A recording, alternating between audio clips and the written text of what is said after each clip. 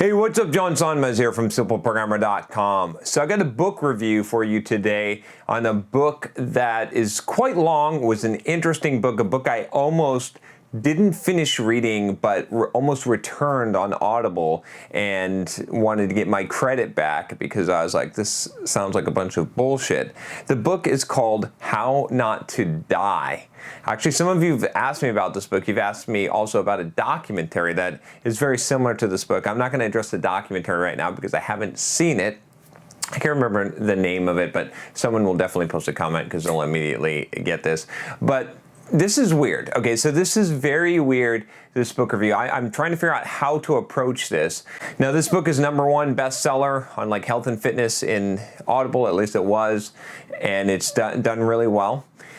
But here's the thing. So I'm trying to think about how to talk about this. So what is this book about? So this book is essentially how not to die, and it goes over a bunch of different ways that to prevent the leading causes of death that we see mostly in America, which is heart disease, obviously various forms of cancer, and it goes on to deal with a lot of different health conditions and problems, and it basically says what do all the studies and research say about this and how to prevent dying from these cases. And then it goes on to talk about healthy eating and a meal plan and all this. And really, to be totally honest with you, and I'm going to tell you that I both hated and liked this book for various reasons. And I did get a lot out of it, but there was a lot that I was like, yeah, to be honest with you, I feel like the book is really a vegan propaganda book. And I know a lot of you are vegans out there. It's cool. I don't mean that I'm not trying to bash you at all because I did get a lot of value from the book.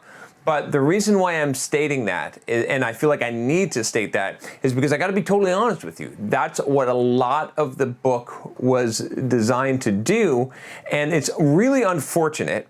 And I got to tell you guys, those of you that are vegans that are promoting veganism, totally cool because we're in the same boat to some degree because a lot of the stuff that you promote, I promote as far as healthy eating a lot of greens and whole unprocessed foods and avoiding a lot of the bad stuff, especially the bad stuff in a lot of our meats today. So we're on the same page. We're trying to make other people healthy, and we're trying to promote a good message for health. But I have to say, and the reason why I'm bringing this up is because when a book like this comes out, and it's very clearly propaganda. It's very clearly hiding the motives behind the book or the motives behind the thing. It discredits the book itself and it turns people off, right? I almost returned the book, right? This is not something that I would normally do, but I was almost like, wow, this is total crap. So it's true though. I mean, this is how the book is designed. It's not possible. It's very, very, very one-sided, right? So the author of the book, he does not ever talk about any kind of health benefits or anything benefit at all from eating animal products, which is just insane. I mean, on the balance, right? Eating the healthiest way to eat that I have found that all the studies and science actually shows is a whole food, unprocessed food, and mostly vegetable, mostly plant-based diet, right? And so on that, I can agree with the author. I can agree with you guys that are vegans out there. And no, I'm not a vegan myself. I do eat meat, but I can agree on those points. But it was I was very sad when I finished the book, because I almost didn't finish the book, and I know a lot of people don't and won't, okay? And I was sad because there was a lot of really good information in there, and I've actually made some changes in my own diet and some of my own nutrition based on that. So, like I said, I read the Obesity Code, and that was a really, really good book, one of the best diet books I recommend.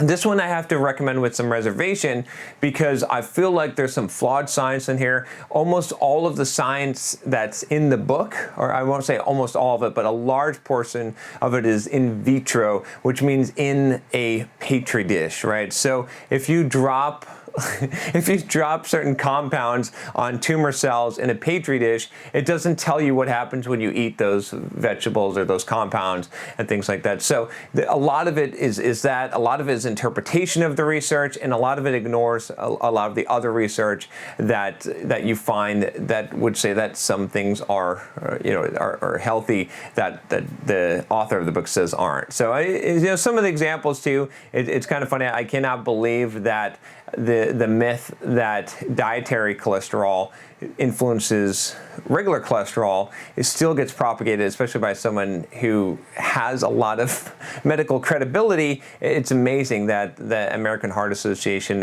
and certain organizations and doctors still promote this. Not to say that there's not any evidence that dietary cholesterol can raise regular cholesterol. I'm not going to get into the details and cite papers here. You can go and look for resources on that. But if you do the research, you'll find what I'm saying is true, at least is a very defensible position. Now, there are some cases where you already have high cholesterol, which is usually because you have a problem with the production of cholesterol in your body, where dietary cholesterol can increase your overall cholesterol, or if you have a problem with your liver, there's various conditions. I'm not ruling that out, but that's, I don't want to delve too far into that. I really want to talk about this book specifically, but that's just one example. There's also examples like saying that sodium is so bad when there's plenty of studies that show that it isn't. Even just the idea that heart disease is caused by high cholesterol when there's plenty of or saturated fats, especially when there's studies that show that that's not necessarily true.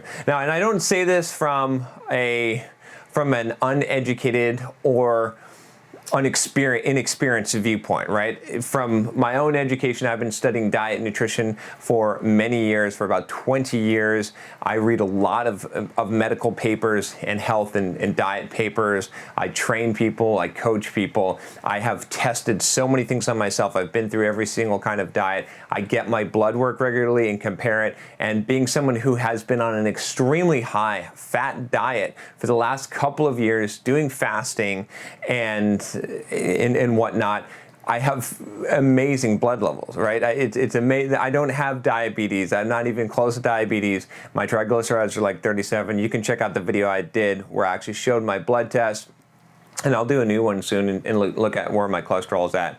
But the point is not this. It's really to say that, here's the thing. Okay, so I've said mostly bad things about the book, but I want to say some good things about the book. First of all, at first when I read the book, I felt like the author, like he was either just like, there's something going on here, and he's either like purposely deceiving people or he's just ignorant. And I don't think either of those is the case. I think what is happening here is that he really does care, and he really does believe that what he's saying is the best possible message, and he's willing to. This is where I feel like the ends don't justify the means, right? And a lot of people that do this, and unfortunately, it's a lot of people that would be more towards the left side tend to think that the ends justify the means, right? And I'm not attacking the left. I'm not trying to get into political debate here. But what I'm saying is that a lot of people in that leaning tend to overlook certain things and say, okay, well, if we can get people to save the environment, or if we can get people to stop killing cows and torturing animals, and if we can get people to go for basic human rights, then how we do that, and if we overlook some evidence, and if we do it in kind of a mean way, it's okay because the ends justify the means. I totally disagree. The ends don't justify the means at all. It's all together. How you do something is more important than what you do in many cases. So that's where I think that the author is coming from, is a little bit of that, because he has really excluded a lot of the science and data there. Now, with that said, there's some really, really good stuff in the book, and I do feel like the author, like his heart is in the right place, because I feel like he really does want to help people, and that he really genuinely believes even some of his own bias here, right? So I don't think it's coming from ignorance, and I don't think it's coming from a malicious wanting to harm, and he's doing this all for free, right? As far as I can tell, right? He has a nutritionfacts.org website. He's putting out all these videos, putting out all this work. He's donating everything he makes from the book. As far as I understand, I mean, there might be something I'm not catching here. If you guys know something, if you follow the money trail and you know something that I don't know, where he's making a lot of money from this, let me know, of course. But it seems like he's got genuine motives, right? So with that said, okay, now let's talk about some of the good things in the book.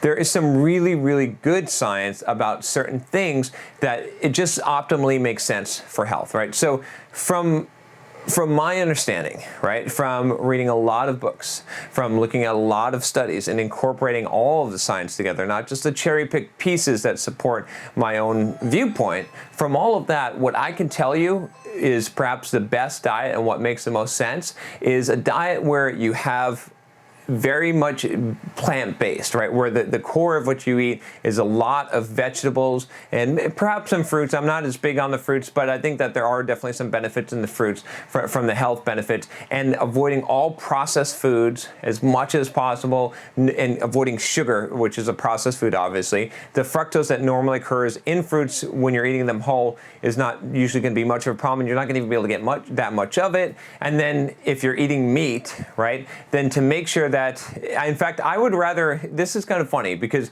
especially after reading this book, I'd rather see people be vegan than to eat shitty meat, okay? If you're eating meat that has antibiotics, synthetic hormones, and all of this, and is not grass-fed beef, for example, if you're not eating the high-quality stuff that's pasture-raised, right? This stuff matters. Free-range chickens, this stuff matters. It's not just like a sappy, heartfelt thing. It's about the omega-3 profiles in these, and it's about the chemicals and all of the things in there. So if you're not eating that kind of style of animal products, then you probably are better off vegan, to be honest with you. My viewpoint has shifted more and more on that. And my diet, just so you know, is, if you've seen my videos, if you've seen what I eat a ton of vegetables every day, right? I mean, pretty much every day, whether I'm eating low carb or carbing up, I'm eating mostly vegetables. I'm avoiding processed foods as much as possible. I'm avoiding processed grains, right? So I'm trying to eat things that are healthy, that are whole foods as much as possible.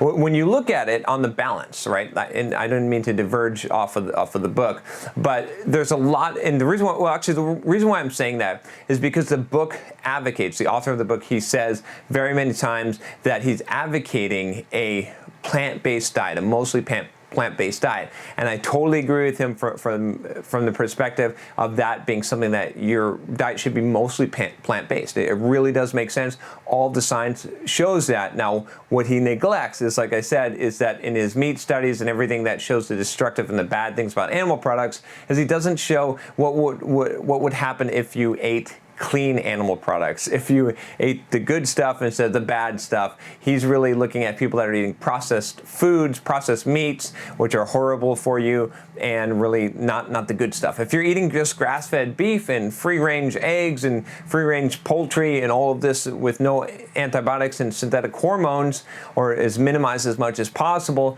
you're gonna have a lot better health. And that's what I do, and I know it because I look at my blood levels, because I look at my performance and all of those things, right? It doesn't mean that I might not actually even try a vegan diet for some time. I've talked about this before, but I would probably try it out just as an experiment, but I don't see a problem as long as you're thinking about these things. With that said, again, the book has a lot of really good information. There's some interesting stuff, like there's just some gems in there that you could easily incorporate into your life, into your diet, that could prolong your life and prevent you from, and that have really good science behind them. Some things like turmeric being so valuable of a seasoning that you can put on everything pretty much every day. If you eat turmeric, you've got a ton of health benefits that it's amazing. There's a few other items in there as well that I consider to be gems, and just some of the recipes he has for how to prepare foods and some of the vegetables and the nutrient content and some of the amazing science and studies, the real good science and studies that show that the benefits of these plant-based diets. So it's kind of funny on the balance, like listening to the audio version of this book and Obesity Code and a lot of the other research and stuff. It's kind of funny that the paleo people kind of have it probably the most right? I think they're pretty damn close, as long as you're doing paleo, but you're emphasizing whole vegetables as the staple of your diet. That seems like that's really the most. Plus, it makes the most sense from a perspective of losing weight and keeping your metabolism going. If you're eating a lot of fiber, right, which if you're eating a plant-based diet, you are, then you're going to have all those benefits of the extra fiber. So I recommend the book with some reservation. I would say read the book with an open mind, but not too open, right? And don't just take what he says for gospel. He's really biased and really one-sided in his studies, unfortunately. but he has a lot. It doesn't mean there's not gems in there. There's a lot of really good information, and in general, the message that he's preaching, which is to eat a mostly plant-based diet, makes a lot of sense. He's got a lot of good guidelines and information in there. It's not going to convert me to being totally vegan, but it does make me think more so about my diet and how being mostly plant-based is beneficial. I'm already doing that, and I think there's a huge benefit there. So definitely worth a read, definitely worth checking out. And like I said, there's a lot of gems, a lot of valuable information in there. Some of it's going to piss you off. Some of it is just flat out wrong. I would say, I really wish, though, that he would have addressed the idea of sugar a little bit more, because I think what's really actually causing us to have problems and heart disease and to become fat. And if you want a book that really addresses that, check out the Obesity Code that I did a review on. But I wish he would have addressed that more, because that is, for most people, just cutting out sugar, processed sugar, is probably the best possible thing that you could do for losing weight, for getting healthy, for all of that. So there you have it. This is a fairly long review, but it's a really interesting book. And man, like I said, I don't know where to rate this. I don't know where to recommend this, because I don't want you to just like buy into this huge vegan propaganda machine, and I don't want to support it. At the same time, there's a really good message here, and I have to agree with a large portion of the general recommendations of the diet. I just feel like in this case the ends don't justify the means, and so let's make choices with our eyes open. We're not dumb sheep. We don't need people to only show us one path and ignore some of the rest of the truths so that we'll eat a plant-based diet. Be smart and make your decisions. But there you go. That's all I got for you today. If you like this book review, if you want more, make sure you click the subscribe button to subscribe to the channel, and click the bell so you don't miss any videos. I'll talk to you next time. Also, if you've read the book, let me know. I'm curious to get your opinion on this. It's pretty interesting, pretty controversial book. See ya.